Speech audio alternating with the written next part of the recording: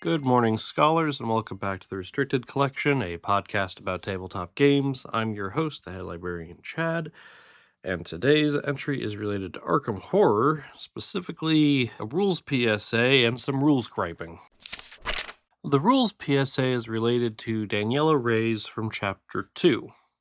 Her reaction on the front of her card is, after an investigator attacks an investigator at your location, fight that enemy, parentheses, using either a basic fight action or a fight ability on a card, end parentheses. Limit once per round. That, for all points and purposes, should just read, after an enemy attacks an investigator at your location, take a fight action. Now, the reason why I'm doing a rules PSA on this is because I did not interpret it that way. The devs have been clear on some of the forums, and I imagine it'll be in the upcoming FAQ whenever that comes out, whenever the next one of those is. But yeah, Daniela Reyes, it effectively is just reaction after an investigator at your location. After an enemy attacks an investigator at your location, take a fight action.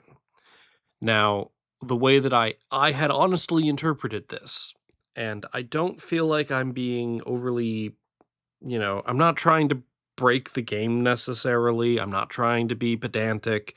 I'm just trying to read things as they are written and understand why and how they are written. So when it says fight that enemy, I'm like, okay, that's not exactly defined anywhere in the rules. Like, yeah, there are fight actions, but like you're not really giving me any parameters. And then it says parentheses using either a basic fight action. Okay, we have an example. Basic fight action. Or a fight ability on a card. Okay, what does that mean?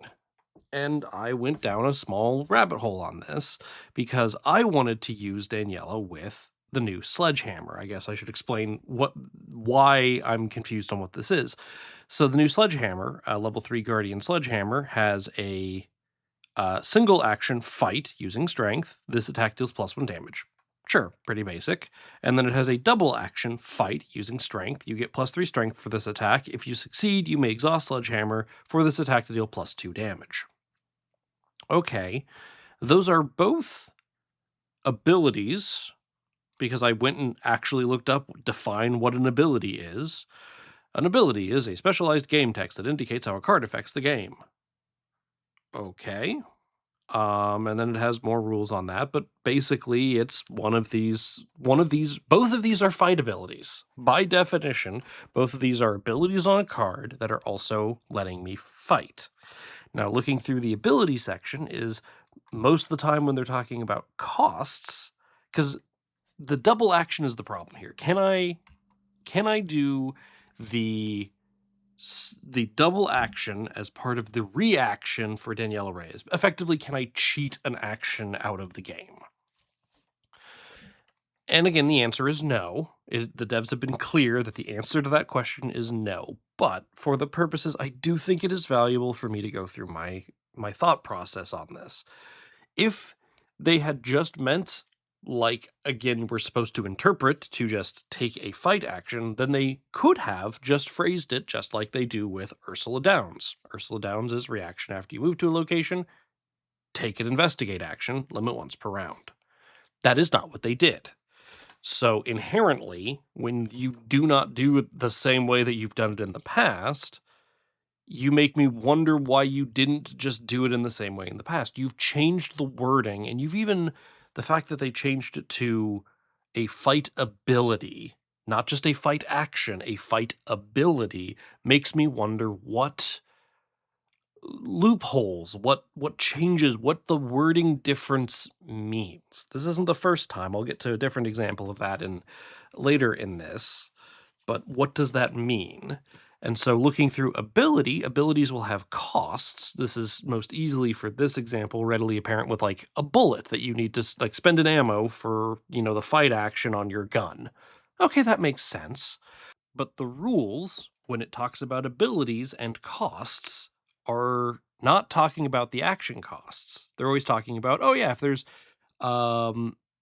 where is it in the thing where it'll be after the colon? And I'm like, okay, that makes sense because it's like fight using strength, spend 1 ammo.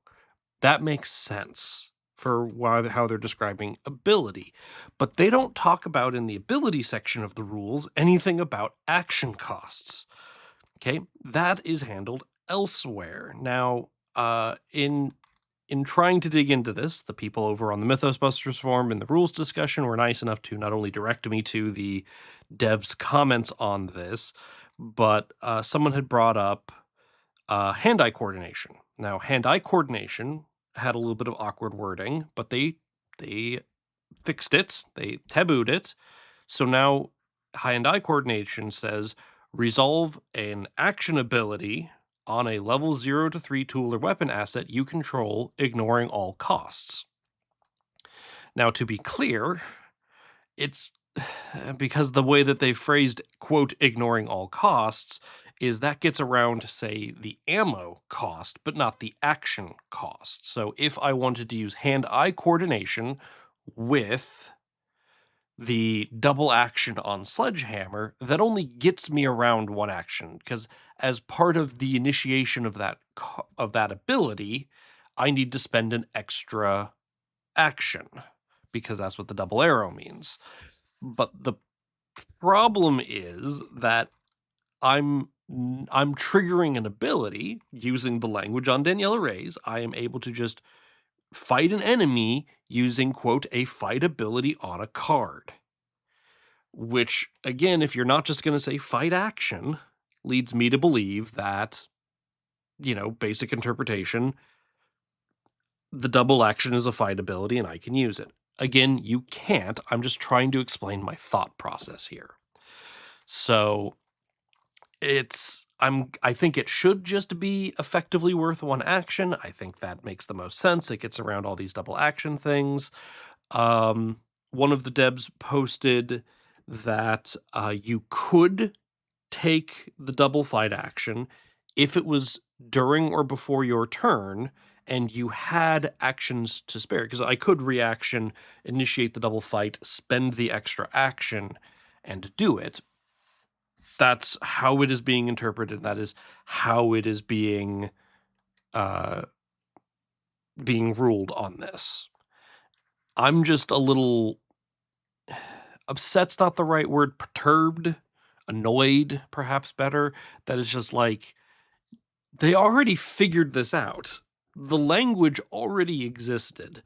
Like, you can put, like, I understand that the parentheses language is this, core set 2.0. It's probably there for teaching new people. You could have just said, take a fight action, parentheses, using either a basic fight or a fight ability on a card.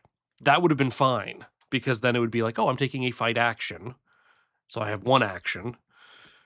Yeah, I don't know. It's just a little under my skin that this could have been just not an issue, but for some reason it had to be an issue. And that kind of gets me to something that's been eating at me. I try to be very positive on this podcast. You'll notice I don't go out of my way to try to review things I don't like or talk about things I don't like, because this podcast, first and foremost, is a place for me to just have like a creative outlet about things I'm excited about.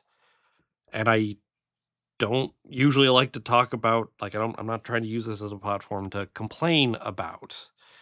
But while we're here talking about the annoyance of wording, like, I remember the kerfuffle around Katarina. So Katarina used to be reaction when you reveal chaos tokens during a skill test you are performing. Exhaust her to reveal reveal tokens from the chaos bag until a token with a symbol is revealed. Resolve that token and ignore the rest. And then people were confused because why did you phrase it differently? Because if you phrase things differently, then Olive, I should mention Olive. So Olive is the original, like, do a replacement. And it says on Olive, when you would reveal a chaos token, exhaust Olive McBride. It's like, okay, But Katarina says, when you reveal chaos tokens, like, okay, so is that in addition to? So I'm revealing chaos tokens for a test. Do I exhaust this and then get a different token? Like, how does this differ than Olive? Because you as the designers have actively chosen different language than we are aware of as players. And what does that mean? Now, it has been fixed, errated, that no, we meant this to work exactly like it does for Olive. That's fine. But, like, why did you choose to reinvent the wheel, and not only reinvent the wheel, but reinvent the wheel in a way that doesn't make it compatible, obviously, with your previous wheels? It's just frustrating. Um, Another one that really kinda there's 2 other ones that have really kinda gotten under my skin of just like, why? Why do it this way? And I know this is an older both of these are older now, but, Deny Existence.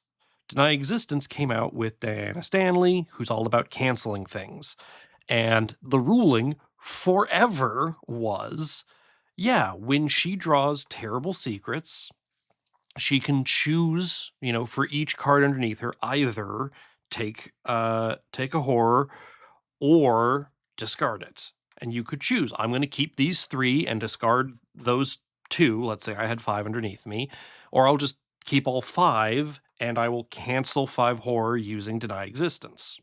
Apparently that was too strong because the devs decided that they're changing how it interacts with for each. Now, they're all individual separate instances of horror, which means you can't just cancel it batch size. I feel like this is a real big hit to Mary because her weakness operates in the exact same manner as Diana Stanley's. However, hers goes to 10.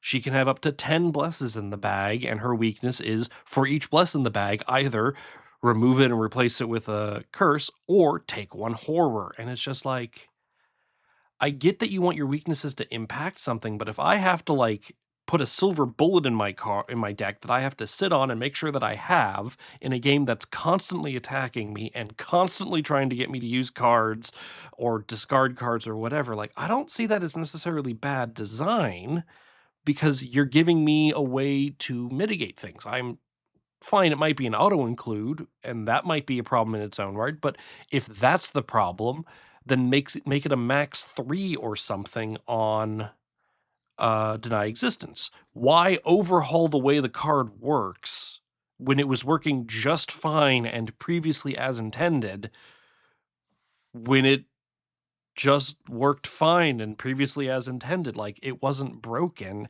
If your concern was the upper limit, again, just put a limit on it. That's what they did with Renfield in the end. Okay, fine. I'm a little bit closer to that one because I like playing Diana Stanley, and it was such a great way to deal with things with Diana Stanley. Fine.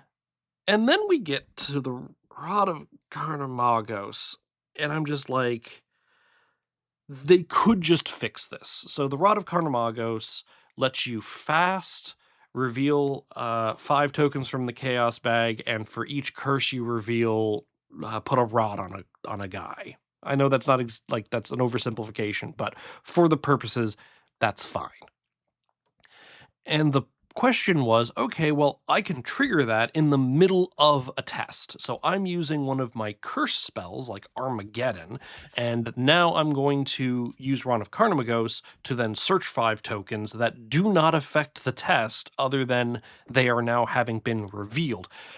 Oh, goodness. Don't get me on also the reveal versus ignore versus return to the bag for token stuff. That's always been murky, too. Quick Learner does a really good episode. I tried searching for it real quick, and I couldn't find it immediately, but there's a real nice explanation of, like, the weird confusion about that.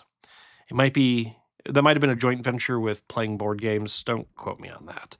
But it's just like, you've created they created the Rod of Carnamagos and then it was unclear whether or not you could do it nested in a test.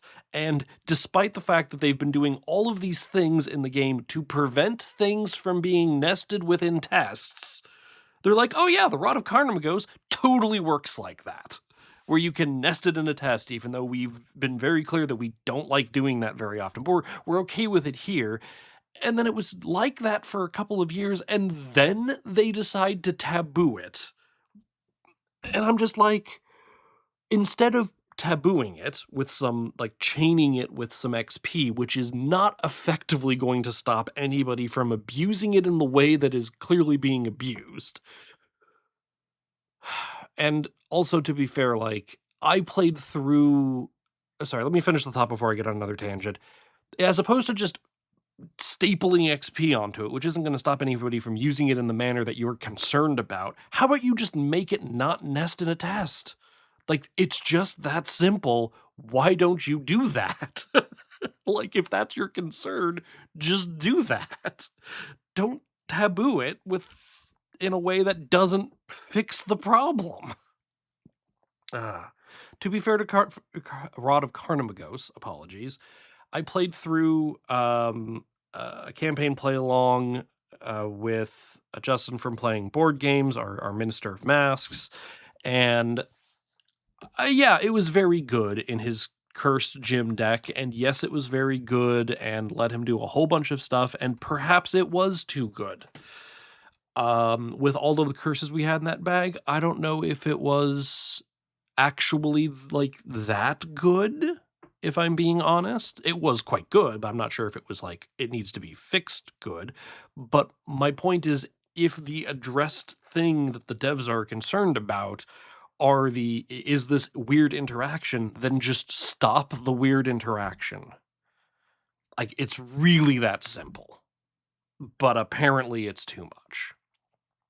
The last thing that I want to gripe about, and I really hope they don't do this a lot in Chapter 2, for the taboo list. I'm happy to have the taboo list. I would rather the game operate as intended, and I would rather the game be balanced. I mean, I tend to auto-balance super powerful cards and just don't use them, but I like unchaining cards.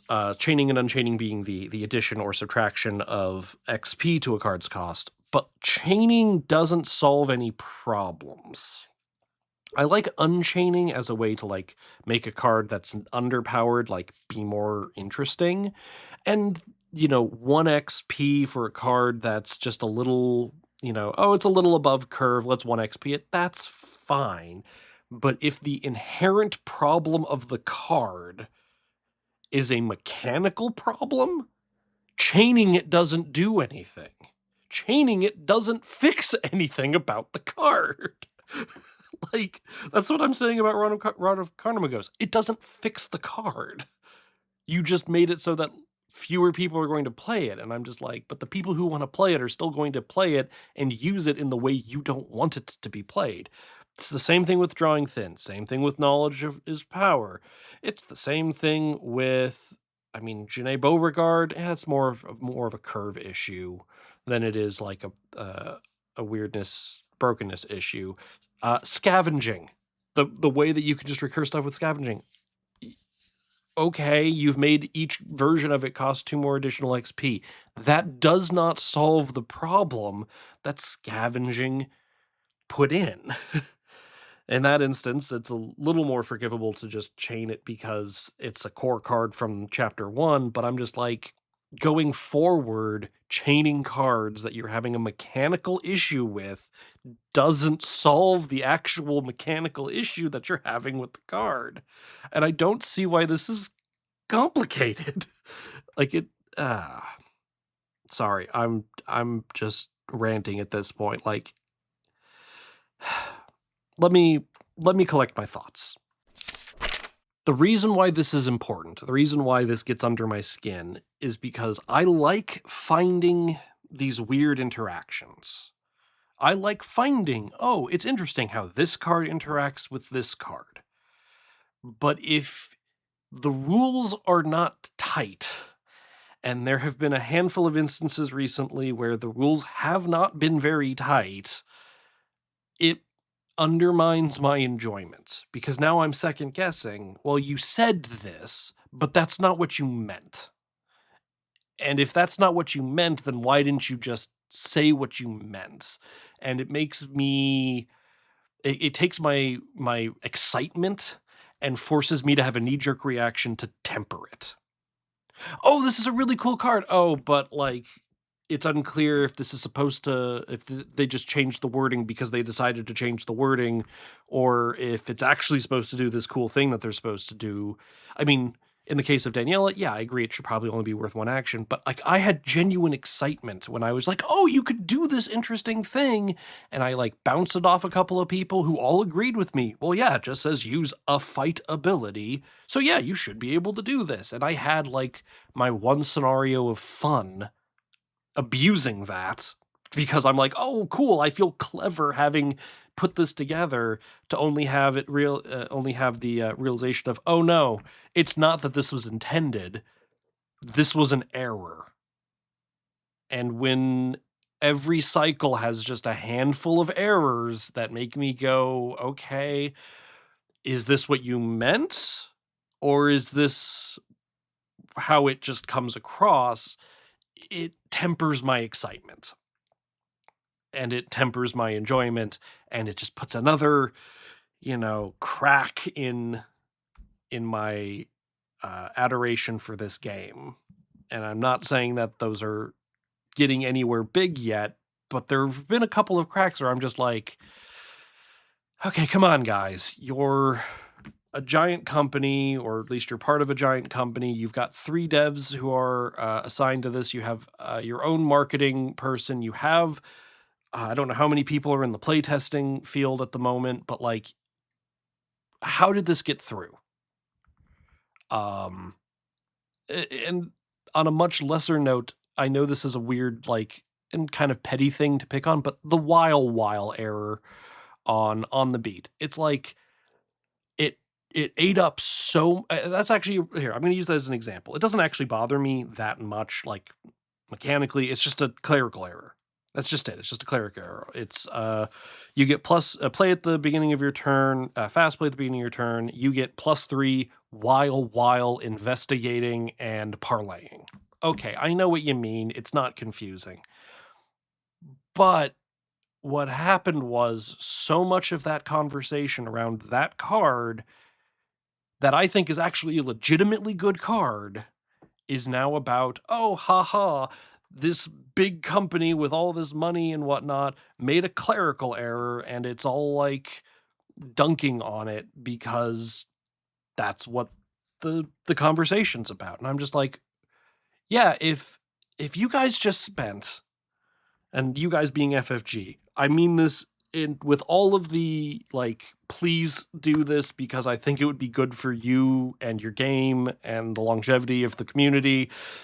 If you guys just passed over the cards one more time and just made sure that your language was just a little bit tighter, these little, like, cracks wouldn't be as prevalent as they had been, what it feels like the past couple of cycles.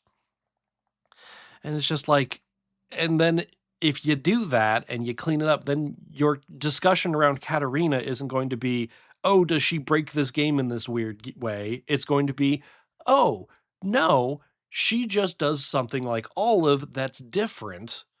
Let's talk about how cool that is." Instead of the conversation around on the beat being about while, it can be, and people being concerned about what this might mean for the state of the game if this type of error can get through. I Again, I'm not trying to blow it out of proportion, but it's a clerical error. They happen. I get that. But if you it just weakens your image as a company and as a game to have that there. To have Rod of Carnimagos be the exception to